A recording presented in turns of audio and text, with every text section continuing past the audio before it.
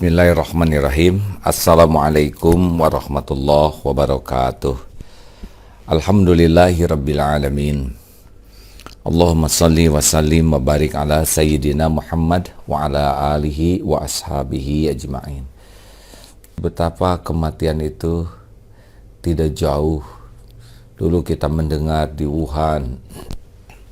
Kemudian kita juga mulai mendengar di Jakarta. Sudah semakin dekat. Sekarang di kota-kota yang dekat dengan kita.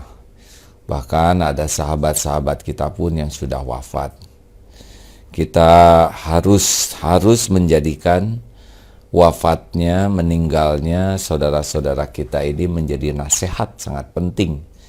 Karena kita tidak tahu mungkin sesudah itu giliran kita atau bukan.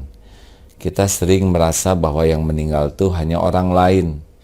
Padahal kita pasti akan meninggal. Mengapa kita diwajibkan? Kita punya kewajiban fardu kifayah atas 4 hal kalau ada yang meninggal.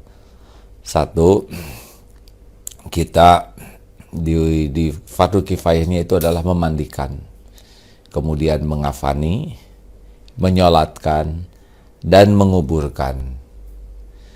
Dan Rasulullah SAW memberikan juga hak muslim kepada muslim, diantaranya adalah mengantarkan jenazah, dan ini sesuatu pahala yang luar biasa besarnya. Manusia itu beda dengan makhluk-makhluk lainnya. Kita dimuliakan Bani Adam ini, sehingga wafatnya saja Rasulullah SAW menganjurkan berdiri kalau ada yang wafat, dan ketika ada Yahudi yang meninggal juga Rasulullah SAW berdiri. Lalu di kuburnya juga, kuburannya tidak boleh kita remehkan, diduduki, dipakai jalan-jalan, tidak boleh. Dan membongkar kuburan tanpa alasan syar'i itu pun termasuk yang dilaknat. Dan kalau sudah ada yang meninggal, tidak boleh kita menceritakan kejelekan, kekurangan, aibnya. Karena semuanya sudah dapat dari perbuatannya masing-masing, dan kita bisa melukai hati keluarganya. Oleh karena itu, ini adab-adabnya kalau orang lain yang meninggal, kita mendoakannya. Kalau tidak bisa melayatnya, maka kita bisa mendoakannya dari jauh. Nah, saudara-saudaraku sekalian, ingin mengingatkan kembali bahwa kematian itu ada 3 misterinya. Yang pertama, Allah rahasiakan waktunya. A'udzubillahi minasyaitonirrajim. Walikulli ummatin ajal. Fa idza jaa ajaluhum la yastakhiruna sa'ata wa la yastaqdimun. Setiap umat itu sudah ditentukan ajalnya.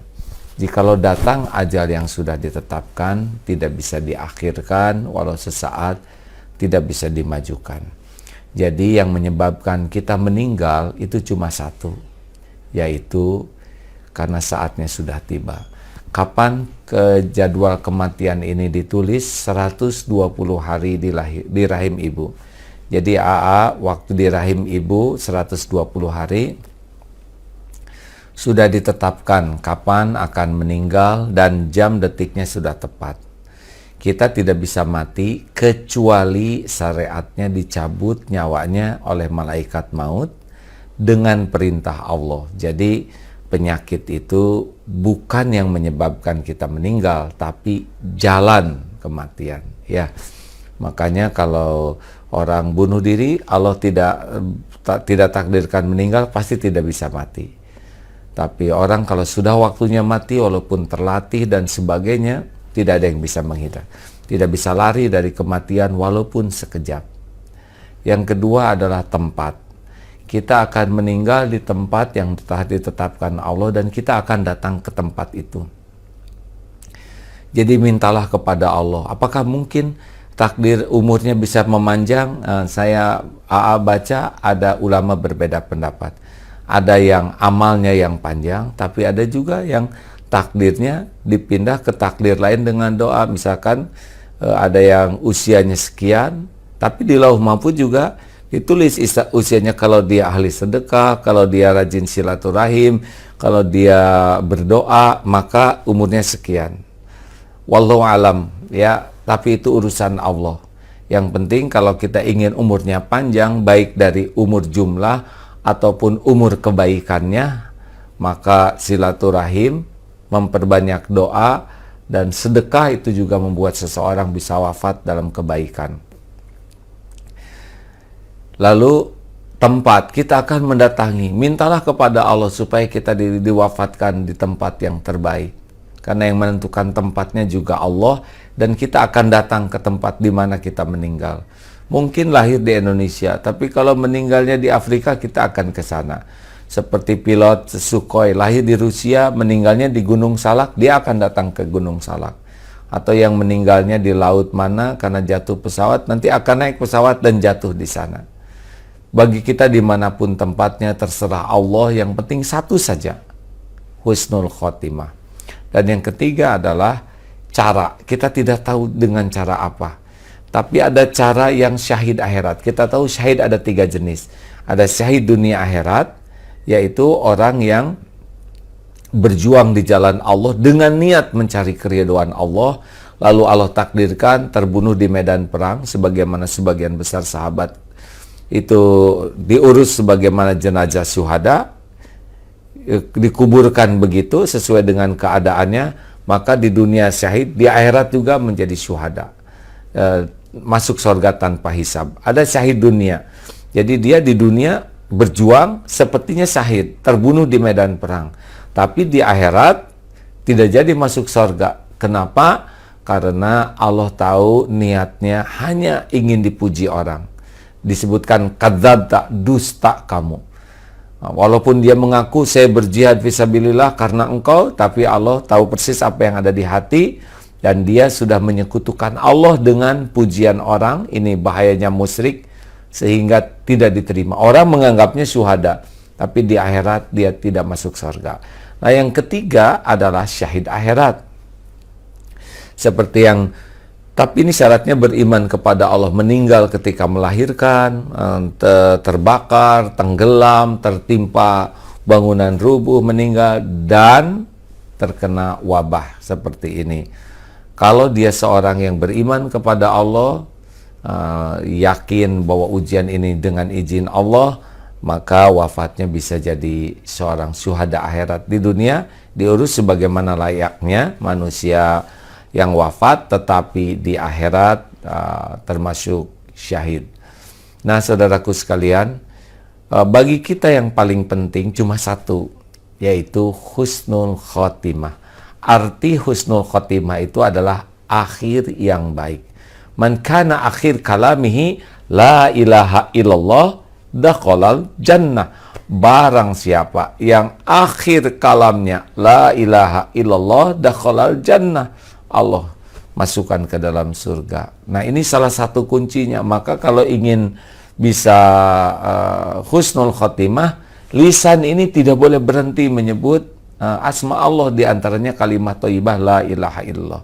Dan kalau ada yang menjelang wafat, sedang sakaratul maut, kemudian ditalkinkan la ilaha illallah, lalu sudah mengucapkan la ilaha illallah, sudah cukup. Jangan terus diulang-ulang sampai alhamdulillah, sehingga jenazahnya juga alhamdulillah. Nah, bagusnya akhir kalamnya. Nah, sahabat-sahabatku sekalian, jadi bagaimana supaya kita bisa husnul khotimah? Akhir yang baik itu hadiah dari Allah bagi yang berusaha keras, setiap waktunya diisi dengan hal yang baik. Jadi husnul khotimah itu hadiah dari Allah bagi orang yang berhati baik, berpikir baik, berkata baik, bersikap baik, baik. Nanti hadiahnya diwafatkan oleh Allah dalam keadaan baik, husnul khotimah. Jadi husnul khotimah itu tidak bisa nanti saja menjelang saya wafat, tidak bisa. Nah, satu ya, jangan menunda kewajiban. Karena kita tidak tahu kapan akan meninggal, Maka setiap datang kewajiban jangan ditunda. Karena kalau kita menunda kewajiban, datang ajal kita hutang. Jadi usahakan as-sholatu ala waqtiha, sholat tepat pada waktunya. Hutang bayar, kalau sudah mampu bayar, kalau belum mampu minimal sampaikan ke sana ketidakmampuan kita. Pokoknya jangan menunda kewajiban, termasuk saum yang masih hutang-hutang karena ada kewajiban.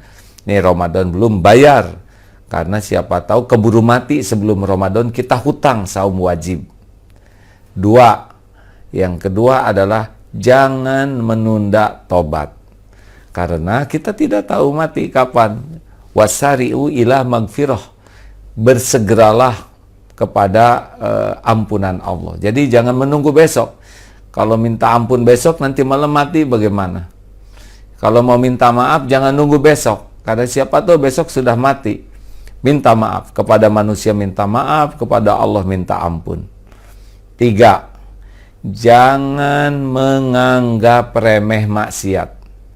Siapa tahu sedang berbuat maksiat mati. Berapa banyak yang kita dengar mati sedang korupsi, mati sedang narkoba, mati sedang berbuat apapun yang dosa-dosa, banyak kita lihat. Jadi kalau mau berbuat dosa, ingatlah ajal, siapa tahu saya mati ketika saya berbuat dosa. Dan sudah banyak orang yang dimatikan dalam maksiat. 1, jangan menunda kewajiban. 2, jangan menunda tobat. 3, jangan menganggap remeh maksiat. Dan yang keempat, jangan menyia-nyiakan kebersamaan. Kita tidak tahu nih, sekarang kita sama-sama berangkat keluar, berapa banyak yang pergi ke kantor dan tidak kembali lagi karena di jalan dijemput malaikat maut.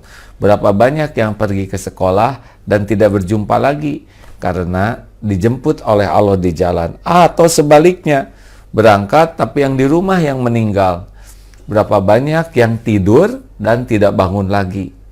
Maka jangan sia-siakan kebersamaan. Cepatlah minta maaf dan buatlah kalau mau berangkat tuh berangkat yang enak. Kalau mau tidur, tidur yang enak.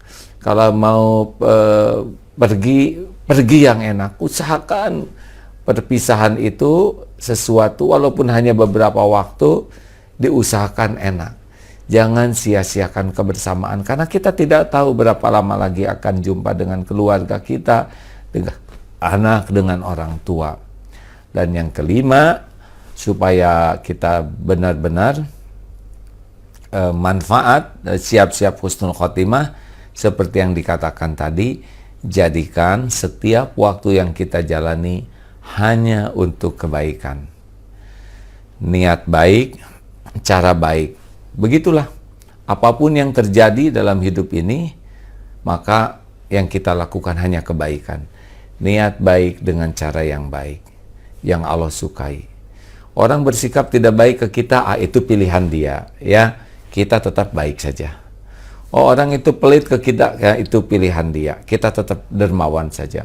Orang itu ngejelek-jelekin kita, itu enggak apa-apa. Tidak bahaya kita dijelek-jelekan orang lain. Itu pilihan dia, kembali ke dia. Pilihan kita berkata yang baik. Itu menyebar aib saya nih, enggak apa-apa. Itu pilihan dia. Itu akan kembali ke dia. Pilihan kita tidak membongkar aib orang lain. Begitulah kita jaga terus supaya sikap kita, tindakan kita, perilaku kita benar-benar seluruhnya kita persiapkan andai kata kita dicabut nyawa, husnul khotimah. Mata sering baca yang baik, ayat-ayat Allah. Telinga sering baca yang baik, kebenaran, ilmu, zikrullah. Mulut hanya 2 pilihannya, falyaqul khairan aw liyasmut, berkata baik atau diam. Sudah, kalau tidak ada yang baik tidak usah kita katakan, tapi kalau yakin ini baik, manfaat, katakan. Kalau enggak, pilihannya diam. Demikian pula lakukan yang baik-baik saja, baik-baik saja, sambil kita pikir ini, siapa tahu saya akan diwafatkan. Maka tidak usah heran ada yang wafatnya ketika sedang sujud, atau kita dengar dulu di Darut Tauhid, ada bapak-bapak yang wafatnya ketika sedang membaca Quran, surat Ar-Rahman. Ayatnya juga ayat yang berkaitan dengan wafat, karena beliau mencintai sekali Quran.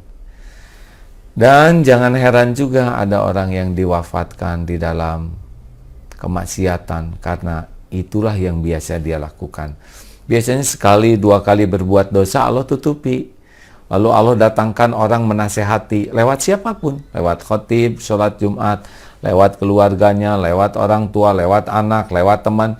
Dia berbuat maksiat, orang tidak ada yang lihat, tapi Allah lihat. Lalu Allah gerakan orang untuk bisa menasehatinya, tapi dia tidak mau tobat, tetap berulang-ulang. Nah, kalau orang berulang-ulang terus maksiatnya, ada dua kemungkinan: dibuka maksiatnya sehingga orang lain tahu kalau dia masih hidup, atau dimatikan dalam keadaan berbuat maksiat yang biasa dia lakukan. Na'udzubillahi min dzalik. Semoga yang wafat syariatnya lewat COVID ini oleh Allah dijadikan syuhada, keluarganya diberikan kesabaran, dan menjadi hikmah bagi kita semua agar kita menjadi lebih sungguh-sungguh menyempurnakan syariat, menjaga diri, menjaga kesehatan, dan kita pun berusaha keras mengisi waktu kita hanya dengan kebaikan. Dan bagi kita yang mendengar ada saudara kita yang wafat, ingat adab-adabnya, jangan berkata buruk kecuali yang baik, dan doa yang banyak. Dan doa yang diam-diam itu akan didoakan oleh malaikat, diaminkan, dan doa yang sama diberikan kepada kita. Allahumma gfir lahu warhamhu wa'afihi wa'fu'an. Na'udzu bikalimatillahi tammati min syarri ma khalaq. Bismillahilladzi la yadurru ma'asmihi syai'un fil ard wala fis sama'i wa huwas samiul alim. Ya Allah, wahai yang maha mendengar, maha menatap, kami berlindung kepadamu dari segala keburukan, kejahatan, makhluk-makhlukmu, dari segala penyakit lahir, penyakit akal, penyakit batin. Engkau penguasa diri kami, Engkau penguasa segala kejadian. Hasbunallah wa ni'mal wakil, ni'mal maula wa ni'man nasir. Angkat bala musibah ini ya Allah. Kami ingin bisa beribadah di bulan Ramadan seperti sedia kala. Kami ingin bisa menikmati Idul Fitri. Ya Allah, angkat bala dan musibah ini. Berikan kesabaran bagi yang sedang sakit dan kesembuhan. Karuniakan syahid bagi yang Kau wafatkan.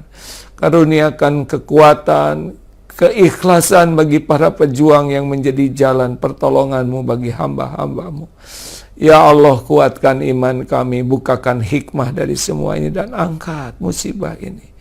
Rabbana atina fid dunya hasanah wa fil akhirati hasanah wa qina adzabannar. Amin ya Allah ya rabbal alamin. Alhamdulillah, terima kasih sahabatku yang baik. Subhanakallahumma bihamdik, asyhadu alla ilaha illa anta, astaghfiruka wa atubu ilaik. Jaga jarak, pakai masker. Assalamualaikum warahmatullahi wabarakatuh.